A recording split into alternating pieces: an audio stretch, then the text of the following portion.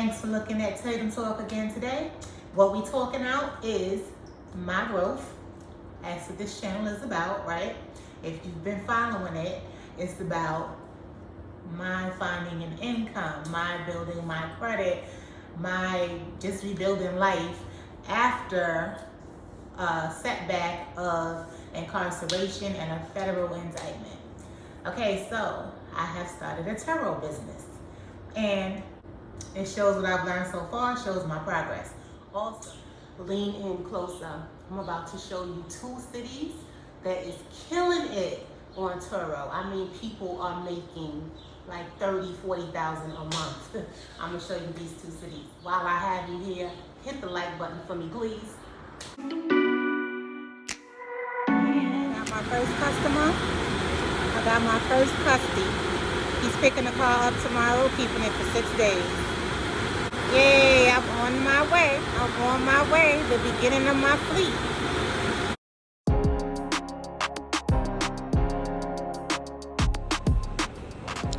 So, it is the night before my first handoff to my first customer on the Turo platform.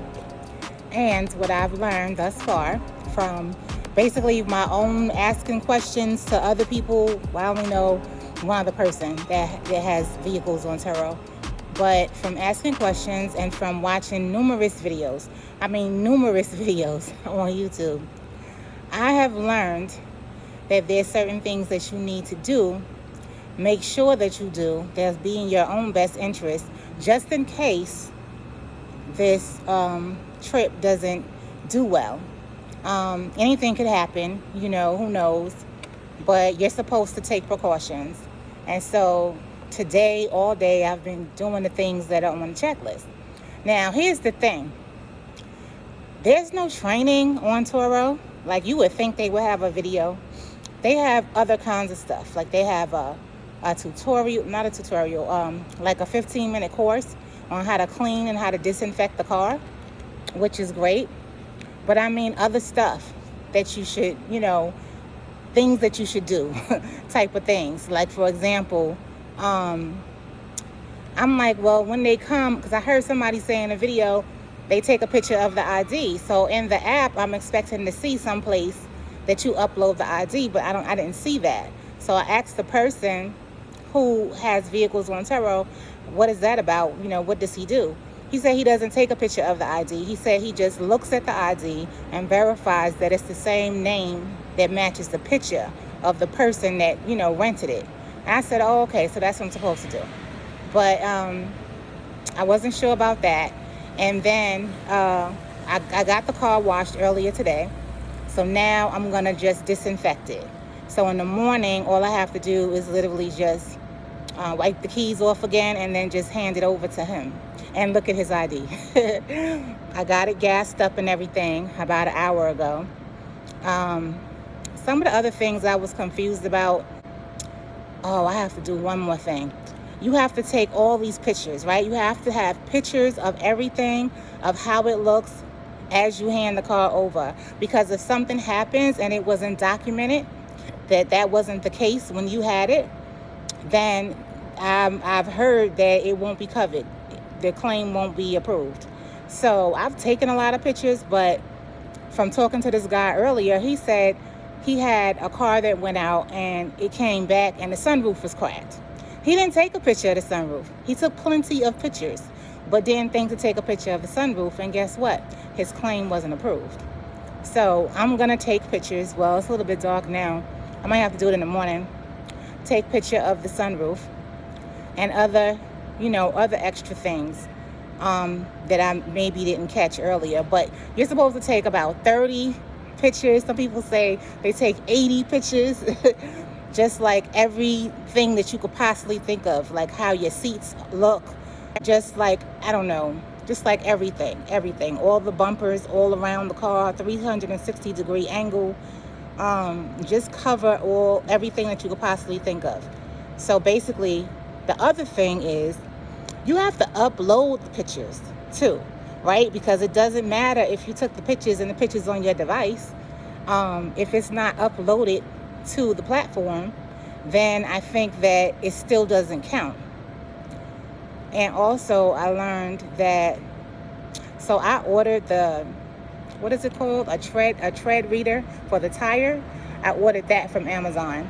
I'm going to take a picture of me testing the tire to make sure it shows that there's enough tread, right? Because I've heard that in other people's videos, situations have happened where if there's an accident and it would normally be covered by the claim, if that person says something like, well, I don't know, the tires might have been bought. If they say anything about the tires and you don't have a prior picture uploaded to show that you tested the tires before you handed over the car, you're not going to be covered. It's a wrap. So, like, there's about 8 things like that, okay? And I was just like in my mind all day long, like, did I do this? Did I do that? Oh yeah, I got to get a picture of this. And then also, Turo sends you an email of incident report.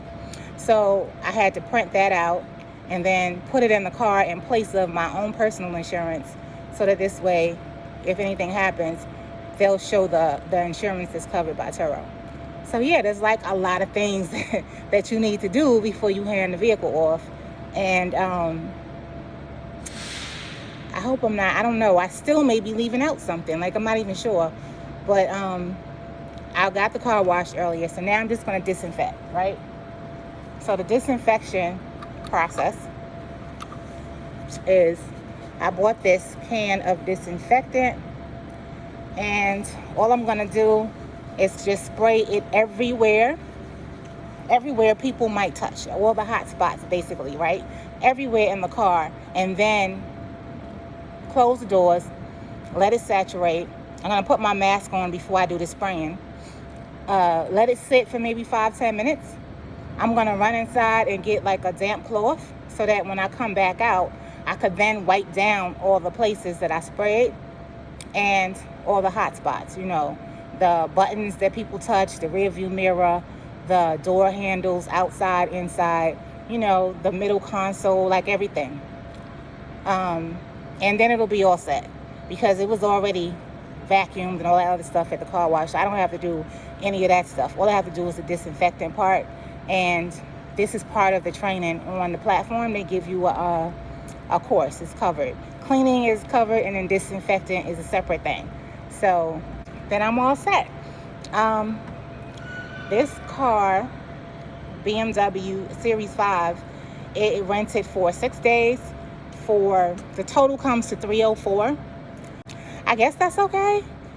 But the thing is, this is my very first booking. So what I've heard is that don't worry about making money in the first couple of bookings. Just try to get it booked as much as you can. If you have to lower the price, if you have to offer free delivery or whatever other perks, just get it rented. Try to get the 5-star reviews, get to 10 of them, because you want to become, is it called a super host on here? It is on Airbnb. I don't know what it's called on here, but you want to get to that host status. And then you can raise your rates. And then you can, you know, go up higher in the algorithm so that you'll be seen more. So that's the goal. The goal is not really, you know, yeah, you want to make money, but the goal is get it rented first. So basically, I'm cool with that though. $304, that's fine. My monthly payment is $330. So that's fine. You know, add a couple of dollars and it's covered. And hopefully everything goes well. I will be letting you know if it doesn't. So I'm just going to spray all inside. Keep the doors open while I spray, while I put my mask on. And yeah, close it up. Let everything sit for 5-10 minutes. Come back and wipe it all down. Oh, I forgot to say one thing. So yeah, I'm on the plan. You pick the plan that you want to be on, right?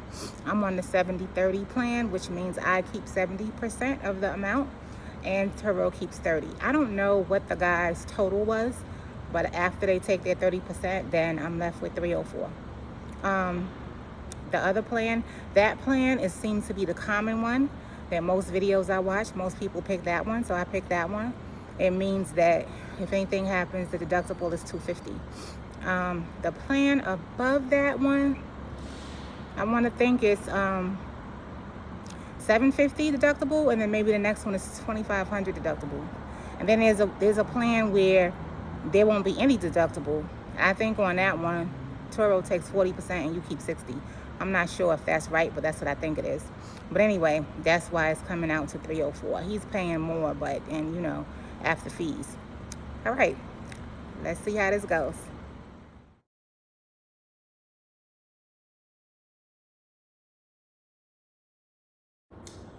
So what I've learned on Turo thus far, I'm about a month and a half in, because it's been, today is 6/16/21, and I got my first booking May 2nd, 21. So I've had 6 customers. Someone picks up the car tomorrow, so I'll be on my 7th customer. What I've learned is that, so in the beginning, I was a little apprehensive and kind of like, you know, not sure what to do next, not making sure I did everything, but I had been on the app side of me like uploading documentation. I hadn't seen it as far as when you're checking someone in. So once I had my first customer, then I saw the app really prompts you through every step. So it tells you, okay, check the license.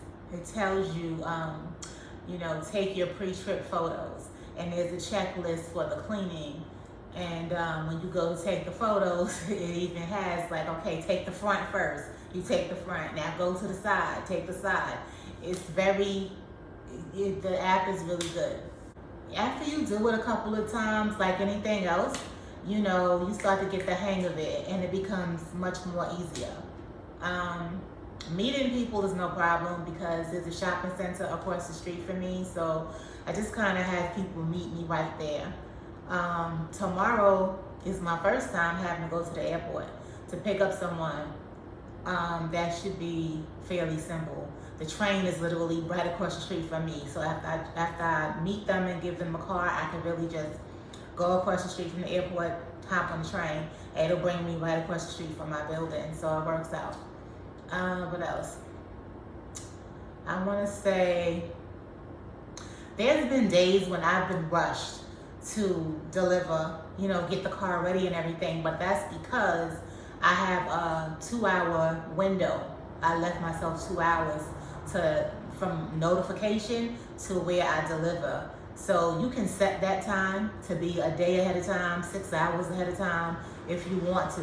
I set it for 2 hours, and so sometimes I feel rushed because in 2 hours time I have to get it out to the car wash. I have to, you know, wipe down the inside. I have to disinfect it, and sometimes time just runs fast and I found myself, you know, running out of time. But like I said, you can always change that. So I'm going to show how much I made thus far. I'm going to put up my, earnings chart from the app. But I'm also going to show you, there's a different market. I'm going to show you the Hawaii market. So I'm in a Turo group, right? You want to find a group, a Facebook group. You just go to Facebook and go and search, and you type in Turo groups, and then you have to ask to join the group, and then they'll let you in. So this is good for asking questions, all kinds of questions. People are in there, you don't even have to ask a question yourself. If you just read and scroll back weeks and just read and read, you'll learn a lot that way. So I'm in this group, and someone put up their earnings, their calendar for Hawaii.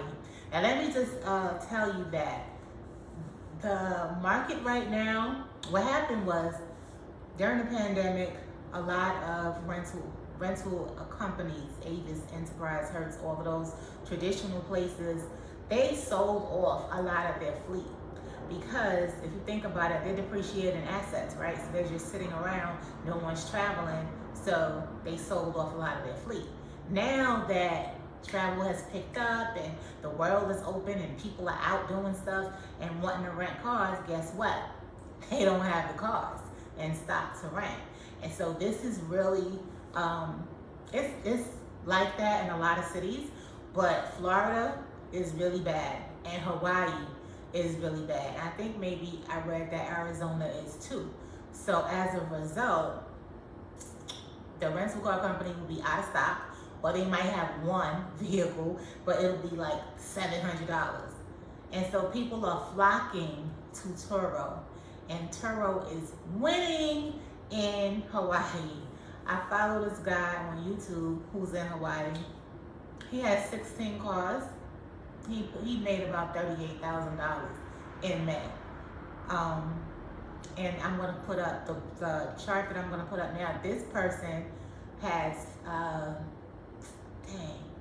no, they didn't say how many cars they had. What's interesting is that she does not have a luxury car, and the price that's on the calendar is for a Ford Fiesta, a 2016 Ford Fiesta. You're gonna see how much she is able to make a day in Hawaii because of what the market is doing right now. So look at me. This is what I've made thus far. Pretty good, right? One vehicle. I wish I had more. Now I'm looking to, when can I buy another vehicle? Because if I can make this with one, imagine what I could do with 2 or 5. So anyway, notice I have upcoming earnings. This is part of my trip that starts tomorrow. And then I have another trip that starts next weekend and ends July 2nd. So that puts me at almost $1,800. Not bad at all. Definitely covering my expenses of, the car note as well as the insurance. Now let me show you. Look at this. So first of all, take note, like I said, it's not a luxury car. Just listed for my first time last night. This is June 13th. Already got 2 reservations. 2016 Ford Fusion. You see this? They're in Hawaii. $432 a day. Somebody booked it. The purple is a booking. Somebody booked it for a week. Nice, right? Don't we all just want to go to Hawaii and get a car and start a Turo business? Look at this one. I've been a host on Turo Houston for 2.5 weeks. 2.5 weeks, they have 3 cars though, but still, they made this much, $2,100 in half a month. And look at the upcoming earnings. Upcoming. Throughout, up to December, they have bookings. Well, really the end of November, but still. That's nice, right? Houston must be maybe one of those places where the market is really good because the car rental companies are low on cars.